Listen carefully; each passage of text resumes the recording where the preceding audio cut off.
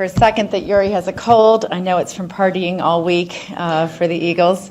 We only had 2 open globes on Sunday night after the fun for the Eagles, so I think that shows that, you know, the Philly fans are really evolving. So Mark talked a little bit about some of the epidemiology of ocular trauma and retinal trauma, and certainly some of this is going to be a little overlap, but certainly males are our most common group that we see, and the workplace is a place that we often see people get injured. Unfortunately, this didn't show up very well, but this is Bettini Banya several years ago looked at our corneal lacerations, and the most common reason was construction, followed by miscellaneous and motor vehicle accidents for causes of corneal lacerations. Now, other than young men at work, another big group that we see as cornea specialists are corneal transplant wound dehiscences, and that tends to be in an older age population, of course, and tends to be in women. And so if you look at geriatric injury for time of day, it's in the evening that these patients get into trouble. And Yuri already mentioned the nightstand. The nightstands are always terrible. Jackie Kareska and I talk about how all nightstands should be illegal for patients over the age of like 65. And if you do, especially when I have corneal transplant patients now, I always talk to them about not having throw rugs, between them and the bathroom when they get up at night.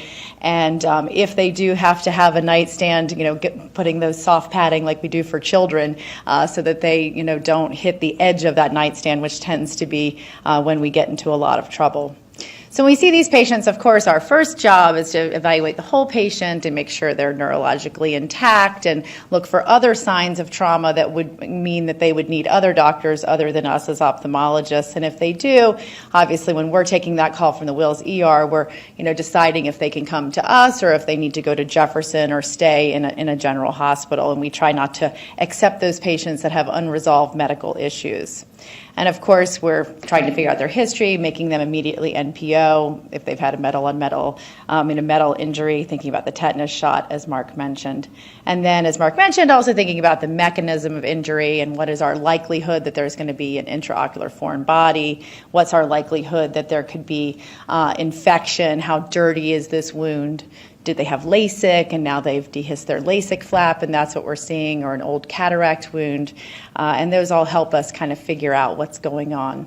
And we have special consideration, of course, for our elderly patients where we have to think about, did they fall because they had syncope and do they need some kind of workup for that, or could they be at risk for internal bleeding, they're on Coumadin, or they have other things going on based on that head trauma. And then children, of course, you sometimes can't believe the story. Either they can't tell the story or they don't want to tell the story, and so we have to use special caution sometimes in interpreting those. This is not a corneal laceration, but a trauma patient who I saw a few years ago who came in and had been out playing in the field, and he ended up with all this eye swelling and came in, and the parents weren't sure what was going on. They went to the local doctor, and she thought maybe he'd had an allergy from grass or something because he had all this edema. And after a couple days of the eye not looking better, they sent him to Wills. And, interestingly, he had this insignificant chemical injury. And, I questioned him. And you can see here that he has just like a little limbal sparing, and all the rest of the surface is injured here. And his pH was 8, and it had been 8 for days, because he hadn't told the real story. And so I said, this really looks like a chemical injury, and I started thinking about what was in the grass. I was going down the grass story. And so we treated him for his chemical injury, and then the next day he came in, and Chris Rapuano already had 4 children by this point, and I had no children. And within like 4 seconds, he got the story, which was, that if you put Drano on aluminum foil, it makes a big, boom and chemical reaction. And so that, was able to be elicited, and he did very well, and there he is, a couple months actually. It took a long time for that surface to heal, but was able to regain good vision. But often the story can be helpful, and often in kids we have to try hard to get the right one. When we think about classification of ocular trauma, we really think about this more for research, and there's the Birmingham Eye Trauma terminology, which kind of gives some structure to how we think about these. When we look at corneal lacerations, they're an open globe injury, which usually is a penetrating trauma, versus a perforating trauma, which would be something that's through and through. And we don't often see true ruptured globes because that's really where the eye gets hit and gets opened at its weak point. So usually we see penetrating trauma. And there's an ocular trauma score, which is used a lot in research, but not so much in real life, but it assigns points and kind of helps us think about how we can manage the patient's expectations of what their vision may be. So if you get 100 points, if you come in with trauma and you have vision better than 20/40, you're probably going to do pretty well. And then you start to lose points for things like endophthalmitis. And then, if you end up with a lot of points, more likely that you'll end up with good vision. Of course, you can't tell patients this because you never are really sure of where they're going when you see them. So I spend a lot of time when they come to the Wills ER saying, like, you're in the right place, we have all the right doctors for you, and we're going to do our best. But if they have a very devastating injury, they're NLP, they're already in a terrible place, starting to manage those thoughts early are good.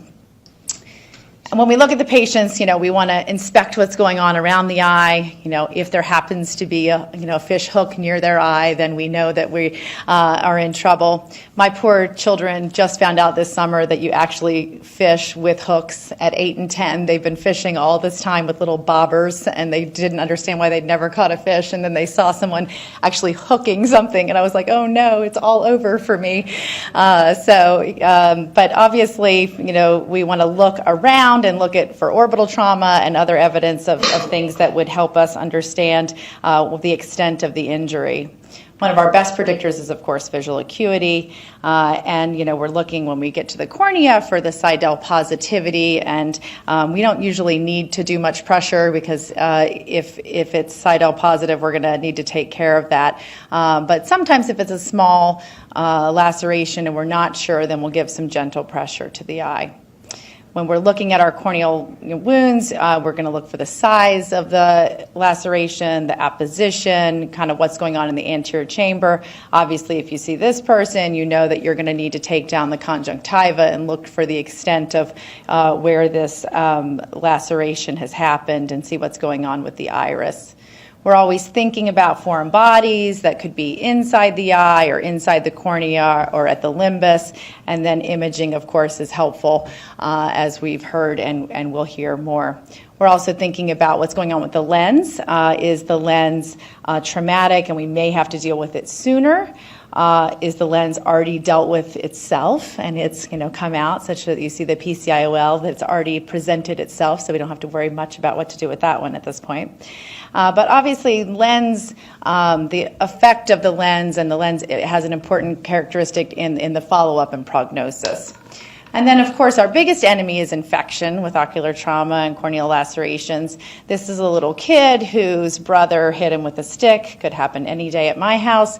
And unfortunately, the referring doctor didn't get a good exam. And this is 2 days after he has Bacillus cereus and came into Wills with a panophthalmitis. It was a small child, very sick, high fever, and obviously lost the eye and was certainly compromised acutely. So every year we see patients where the exam wasn't good, and if the exam's not good, then these kids need to either, be taken for an exam under anesthesia locally or come to a place like Wills or CHOP where we can do an exam under anesthesia and take good care of them. So there's a little, and then as I mentioned, the CT is usually our standard of care.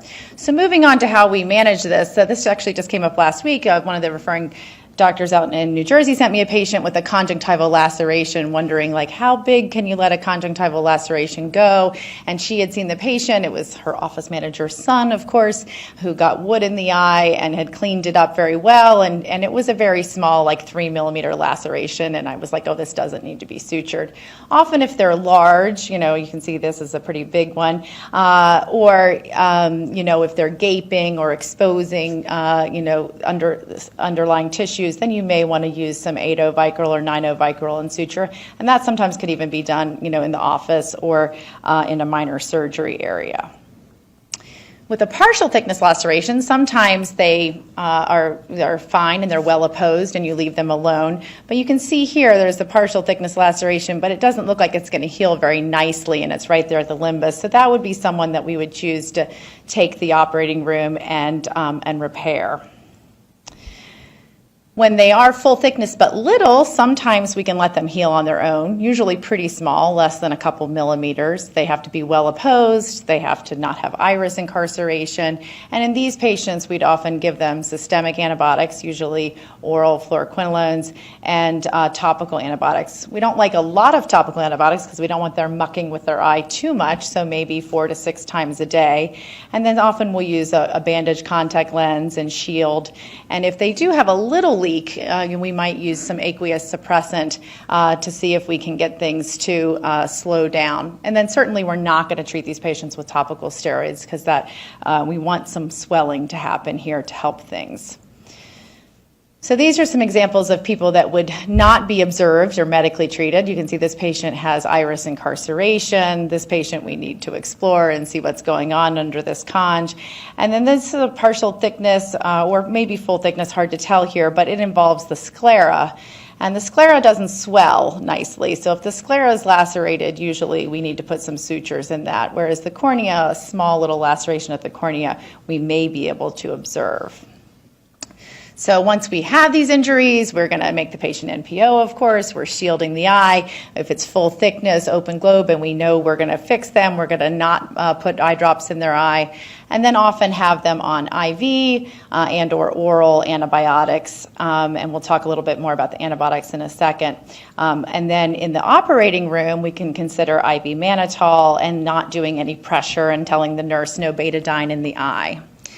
In terms of this is an old slide, but Mitch Feynman gave this to me years ago. In terms of which antibiotics to use, the 4th generation fluoroquinolones do very well. They are well tolerated.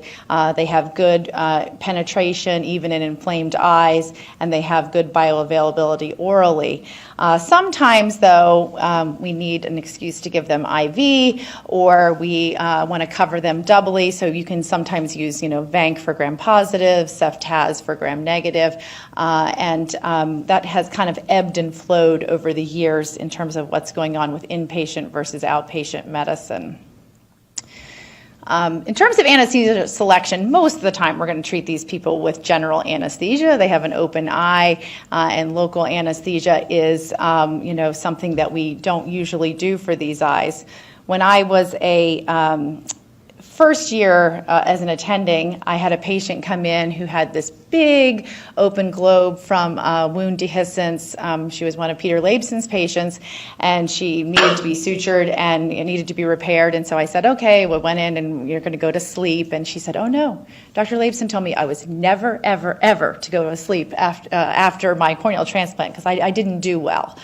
And I said, well, what does not do well mean? And I'd never done these under topical anesthesia.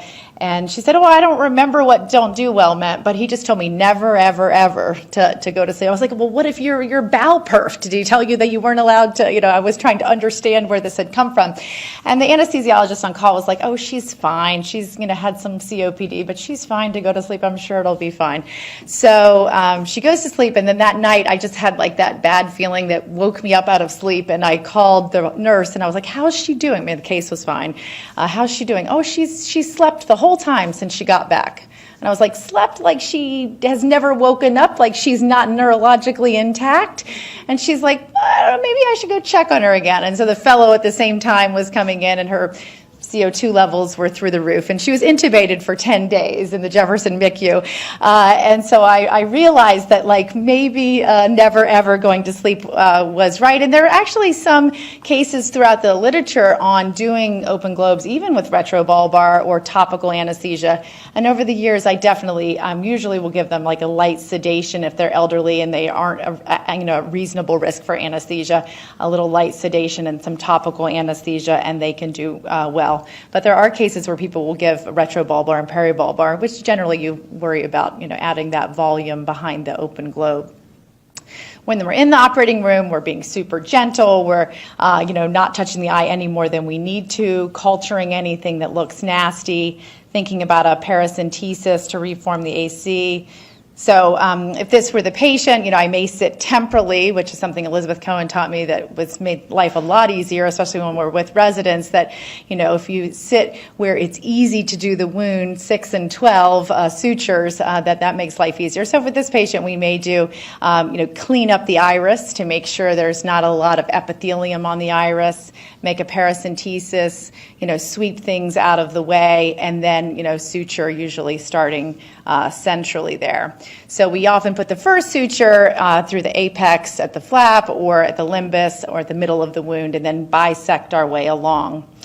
10-0, of course, for cornea, 9-0 for limbus and scleral. And then if you're further out into the sclera, hopefully we've called the retina people, but we'll use 8-0 there. So if this is, we have to ignore this but this is the little flap, so we're going to do the apex and then bisect our wound. If this is our laceration, we're going to open the conj adjacent and then make our first suture at the limbus. And then if we have this nice one, we'll bisect and continue to bisect. So these are some examples. This is a patient with a little flap, and here they are repaired. Here's the patient that we saw before. Now we have to worry about their cataract, but nice repairs.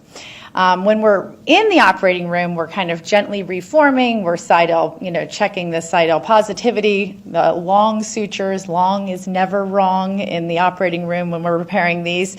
And then we usually do slip knots. So we'll do like multiple slip knots and have them all lined up because, as you make one, the next one is usually looser than the one you had. So you can then, adjust the tension when you've got it all nice and formed and sidel negative, and then, make your final knot on each of those and cut them and bury them. They always say to make the central suture shorter than the peripheral ones for your corneal curvature. I'm really just not sure that matters in real life when these eyes are in the shape they're in. If they have sutures all up and down the middle of them, their corneal curvature is not perfect anyway. If we have a stellate wound, it's often very difficult. Sometimes you have to do like an X-shaped suture. And then some people use glue. Glue never works very well. If you have done all the suturing that you can do and you still have a little leak, sometimes you can use a little cyanoacrylate glue. It's generally never just ends up being a little glue. It ends up being glue all over the surface, and it was probably better to sprinkle holy water than the glue at that point because these people may need actual tissue replacement.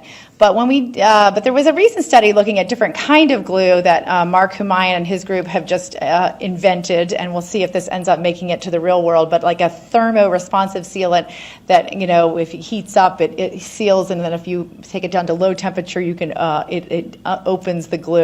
And their thought is to use this kind of front lines and military kind of cases. So it'll be interesting to see if that ends up making it. And then usually at the end of the case, we use subconjunctival antibiotics and not steroids because we're worried about infection. We may add steroids topically in a couple days, but not usually acutely. So these are some examples of where you're not sure that the middle suture being slightly shorter than the longer, peripheral suture being longer are so helpful.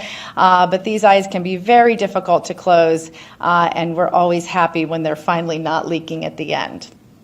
In terms of when the cataract is involved, we usually repair the laceration first and when the lens is involved. And if we have to, if there's a lot of fluffiness in the AC and we have to start aspirating things, then we'll do that. It's really difficult to take out a cataract. I've done, cases where we just said, oh, it's a small laceration. We'll fix the laceration. We'll do cataract surgery. And it's just amazing with the swelling that's going on, how hard it is to see. So what seems like it would just not be a hard case, because it was a small laceration, ends up being really difficult. And then, of course, you don't have, you're not going to put a lens in, so you're going to need to come back anyway. So only if we're really forced to, because there's lens capsule rupture and we've got lots of stuff in the eye. And interestingly, a lot of our cases that we take care of, don't have insurance. So if we haven't taken out the cataract or we've kind of incompletely taken out the cataract because of our view, in some of these young patients, they actually resorb a lot of their lens by the time because they can't get back to cataract surgery. And it's interesting that it just kind of, the lens material just kind of goes away in some of these patients. In terms of the lens placement, obviously we don't usually put primary lens in, but if we're bringing them back a week or two later after we stabilize things, the edema is better, then we know that we're not at risk for infection so much and we can do a lens placement. So if in doubt, we defer that. We can also get foreign bodies in the cornea, and if they're in the cornea, we try to take them out through the initial tract. Sometimes we can do it such that you see here, if it's in the cornea but kind of stuck, we can take a needle and kind of push it up, or even take a needle and kind of splay the wound a little bit with a bigger suture needle, like a 6070 suture, and kind of push it out from behind. We're trying, of course, to not push it into the eye. These are a couple corneal foreign bodies. This is tarantula hairs. These are some of Chris's great pictures. This is a little piece of a chestnut burr where the kid looked up at the tree and a little piece of this chestnut ball fell into his eye. And then this is just a piece of a plant. And oftentimes it can be difficult, when you can take something out, especially these like diffuse traumas, when you can take them out, you do, but sometimes you have to just treat them with a lot of antibiotic ointment and carefully watching them, and then things sometimes continue to bring themselves to the surface or kind of make themselves very apparently indolent and don't need to be removed. So sometimes it's difficult to decide. When it's full thickness, we attempt to pull it up from the eye. Sometimes we use a foreign body magnet. Once again, we're putting some viscoelastic in the eye, trying to keep things from going deeper into the eye. We often, even though the foreign body often goes in through the corneal laceration, it doesn't ever seem to want to come out through that same hole. So when it's all the way into the AC, we often will make a different wound and take the foreign body out there, because it's just somehow how it got through there, it ends up being a smaller wound than you would think it should be. So often we need a larger, like limbal incision to remove the foreign body. Just some examples of imaging and foreign bodies in the eye, and often we can find them in different mechanisms or with our CT scan. So in terms of post-operative, we give them subconjunctival antibiotics, as I mentioned. We don't give steroids. We often will keep them on antibiotics, usually now the oral fluoroquinolones, for 7 to 10 days. We used to always keep them in the hospital for 3 days. Sometimes we now keep them in the hospital for 3 days, depending. And then before they leave, we do ultrasound to see what's going on in the back of the eye if we haven't been able to get a good view, and then A's and K's if we're thinking about needing a cataract later, as long as they're already there getting the ultrasound. And then in terms of suture removal, it's nice in a perfect world that the doctor who puts the sutures in takes them out. That doesn't always happen in our clinic. And so, because oftentimes you knew the one that really made things better, but we usually wait at least 6 weeks, but it's more like 3 to 6 months in the office, and then we kind of sequentially take them out. And then on the later side, if the larger laceration, if it looks like it was really complicated to get it to close, if there's an older patient, they heal a little less well, more central or more steroid use would make us delay taking out the sutures, or if they had a vitrectomy.